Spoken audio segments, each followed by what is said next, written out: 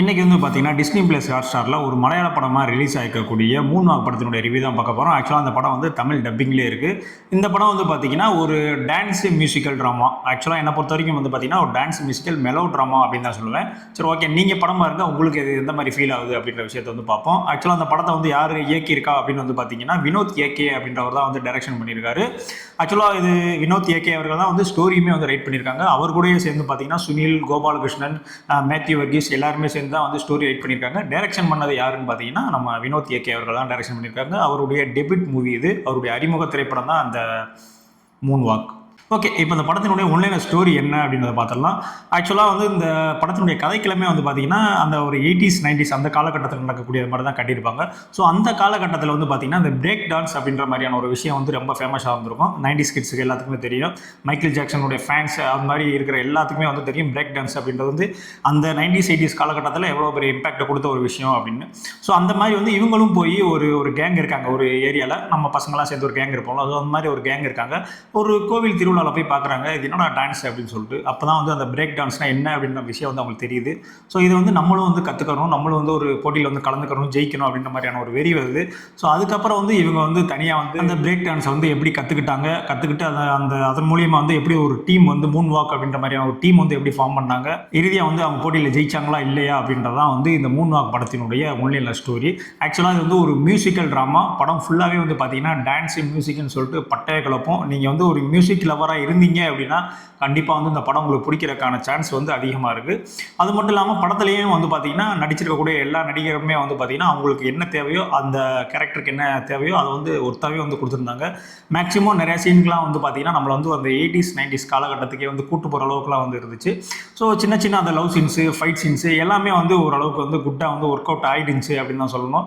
Screen பிளேலையுமே வந்து பார்த்தீங்கன்னா சின்ன விஷயங்கள்லாம் வந்து ஓரளவுக்கு நல்லா இருந்துச்சு. ஏன்னா அந்த மாதிரி ஒரு பிரேக் டான்ஸ் வந்து கற்றுக்கிற போகிறோம் அப்படின்ற பட்சத்தில் ஸோ அவங்களுக்குன்னு தனிப்பட்ட பிரச்சனைகள்லாம் வந்து நிறையா இருக்கும். ஸோ அந்த மாதிரி ஒரு புது விஷயத்தையும் வந்து நான் கற்றுக்க போகிறேன்றப்ப அவங்களுக்கு ஏற்படக்கூடிய அந்த சின்ன பிரச்சனைகள்லாம் இருக்குல்ல, ஸோ அதெல்லாம் வந்து இந்த பசங்க வந்து எப்படி சமாளிக்கிறாங்க, எப்படி மேட்ச் பண்ணுறாங்க அப்படின்ற மாதிரியான விஷயங்கள்லாம் வந்து நல்லாவே வந்து போர்ட்ரேட் பண்ணியிருந்தாங்க.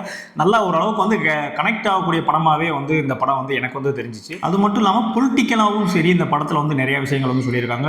இந்த தோற்றத்தை வச்சு நம்ம வந்து நிறையா வந்து நம்ம கேலி கிண்டல்லாம் பண்ணுவோம்ல, அந்த புள்ளிங்கோ அந்த மாதிரிலாம். ஸோ அந்த மாதிரியான விஷயங்கள்லாம் வந்து அந்த காலகட்டத்தில் இருந்துச்சு. பட் அந்த மாதிரி விஷயத்தை வந்து எப்படி கையாளணும், எந்த மாதிரி ஒரு நோக்கத்தோடு நம்ம வந்து பார்க்கணும் அப்படின்ற மாதிரியான நிறைய விஷயங்கள் வந்து ரொம்பவுமே வந்து மெனக்கிட்டு அதில் வந்து சொல்லியிருந்தாங்க. ஸோ அந்த மாதிரி விஷயங்கள் வந்து உண்மையிலேயே வந்து ரொம்ப நல்லா பண்ணியிருந்தாங்க. என்னை பொறுத்த வரைக்கும் பார்த்தீங்கன்னா பிரசாந்த் பிள்ளை அவருடைய மியூசிக் வந்து நான் சொல்லுவேன், இப்போ போட்டுட்டு இருக்க அந்த மியூசிக் இருக்குல்ல, ஸோ அதெல்லாம் இல்லை. 80s 90s ஒரு மியூசிக் போட்டிருப்பாங்கல்ல, ஒரு பிரேக் டான்ஸுக்கு 80s 90s ஒரு மியூசிக் இருந்தால் எப்படி இருக்கும். ஸோ அந்த மியூசிக் ரொம்ப அப்படியே கச்ச வள அந்த மாதிரிலாம் இல்லாமல் ஒரு நார்மலான ஒரு மியூசிக் வந்து அந்த காலகட்டத்தில் பிரேக் டான்ஸில் எப்படி இருந்திருக்கும் அப்படின்றத அப்படியே தத்ரூபமாக வந்து கொடுத்துருந்தாரு. இந்த படத்துக்கு இந்த மியூசிக் வந்து மிகப்பெரிய படம் அப்படின்றத நான் சொல்லுவேன். ஏன்னா அந்த படமே வந்து பார்த்தீங்கன்னா ஒரு டான்ஸ் மியூசிக்கல் படம். ஸோ வந்து அந்த டான்ஸ் கோரியோகிராஃபர் இந்த மியூசிக்கல் சேர்ந்து தான் வந்து இந்த படத்தவே வந்து தூக்கி நிப்பாட்டியிருக்கு. ஸோ அந்த வகையில் பார்க்கும்போது வந்து இந்த பிரசாந்த் பிள்ளை அவர்களுடைய அந்த மியூசிக் வந்து உண்மையிலே பெரிய அளவில் வந்து இந்த படத்துக்கு வந்து கை கொடுத்துருக்கு. ஆக்சுவலாக அந்த படத்தில் நெகட்டிவ் இல்லையா அப்படின்னு கேட்டிங்கன்னா நெகட்டிவ் இருக்குது. அந்த செகண்ட் ஹாஃப்லாம் போன படம் பார்த்தீங்கன்னா படம் வந்து ரொம்பவுமே வந்து லேக் ஆகிடுச்சு. சுவாரஸ்யமாக வந்து எந்த சீனுமே வந்து மேக் பண்ணல. நீங்கள் ஆரம்பத்துலேருந்து அப்படியே ஒரே லைன்லேயே தான் படம் பார்த்துட்டே வருவீங்க. ஒரு பீக் மூமெண்ட் இருக்கா அப்படின்னு கேட்டிங்கன்னா கிளைமேக்ஸில் இருக்கும். கிளைமேக்ஸில் வந்து இந்த மைக்கேல் ஜாக்சன் மாதிரி அந்த ட்ரெஸ்ஸிங்லாம் பண்ணிட்டு வந்து அந்த கிளைமேக்ஸில் வந்து ஒரு டான்ஸ் இருக்கும். ஸோ அந்த பெர்ஃபார்மன்ஸ் வந்து அருமையாக இருக்கும். இந்த படத்தில் எதுப்பா ஒரு ஹை மூமெண்ட்டு, ஒரு ஹை வோல்டேஜ் சீனு, திரும்ப நான் ரிப்பீட்டாக போட்டு பார்க்குற சீன் எதாவது இருக்காப்பா அப்படின்னு கேட்டிங்கன்னா அந்த ஒரு சீனை வந்து நான் சொல்லுவேன். அந்த ஒரு சீனோட தான் வந்து படத்தில் வந்து ஒரு ஹை மூமெண்ட் சீன் ஒழிய மற்றபடி வந்து இந்த படத்தில் வந்து இந்த சீன் நல்லா இருந்துச்சு, இந்த சீன் சூப்பராக இருந்துச்சு அப்படின்லாம் எதுவுமே வந்து எனக்கு வந்து தோணலை. ஆனால் கொஞ்சம் நல்லா டீட்டெயிலிங் பண்ணியிருந்தாங்க. அந்த 80s 90s காலகட்டத்தில் இருந்து அந்த டீட்டெயிலிங், ஒரு பிரேக் டான்ஸ்னால் என்ன, அது வந்து எப்படி உருவாச்சு, எப்படி இங்கே வந்துச்சு, அதை எப்படி வந்துலாம் கற்றுக்குறாங்க அப்படின்ற மாதிரி நிறையா விஷயங்கள் அந்த பிரேக் டான்ஸை பற்றின அந்த R&Dலாம் வந்து நிறையா பண்ணியிருந்தாங்க.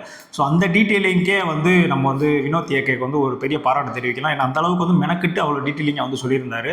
என்னை பொறுத்த வரைக்கும் இந்த படம் பார்க்கலாமா வேணாமா அப்படின்னு கேட்டிங்கன்னா இது ஜஸ்ட்டு ஒரு டைம் பாஸ் மூவி, ஒரு என்டர்டைன்மெண்ட் மூவி. ஒரு தடவை பொழுது போலப்பா, நான் வெப் சீரிஸே வந்து ஒரு 8 மணி நேரம் 9 மணி நேரம் பார்க்குற ஆள் அது மாதிரிலாம் இருந்தீங்க அப்படின்னா கண்டிப்பாக இந்த படத்தை வந்து நீங்கள் வந்து பார்க்கலாம். அவ்வளோதான். நம்மளை பொறுத்த வரைக்கும் இந்த படம் வந்து ஒரு ஆவரேஜான ஒரு மியூசிக்கல் மெலோ ட்ராமா படம் தான் வந்து இந்த moon walk. So Disney plus ஹாட்ஸ்டார்லேயே இருக்குது. ஸோ கண்டிப்பாக வந்து இந்த படத்தை வந்து வாட்ச் பண்ணுங்கள். இதே மாதிரியான மூவி ரிவ்யூஸுக்கு நம்ம சேனலை வந்து சப்ஸ்கிரைப் பண்ணிக்கோங்க. அது மட்டும் இல்லாமல் வாரத்தில் வந்து பார்த்திங்கன்னா 3 நாள் வந்து மூவி ரெக்கமெண்டேஷனும் போடுவோம். உலக படங்கள்ல இருந்து எல்லா படங்களுமே சேர்த்து நம்ம வந்து ஒரு பெஸ்ட் பெஸ்ட்டான த்ரில்லர் படம், பெஸ்ட்டான psycho thriller, best survivor thriller, பெஸ்ட்டான ஒரு ஃபீல் குட் ட்ராமா, அந்த மாதிரியான எல்லா படங்களுடைய கலெக்ஷனுமே வந்து வாரத்தில் 3 நாள் வந்து மூவி ரெக்கமெண்டேஷன் வரும். ஸோ அதையும் நான் மறக்காமல் வந்து பாருங்கள். முடிஞ்ச அளவுக்கு நம்ம சேனலை சப்ஸ்கிரைப் பண்ணிட்டு பாருங்கள். இதே மாதிரியான அடுத்த ஒரு ரிவ்யூவில் வந்து சந்திக்கிறேன். பை.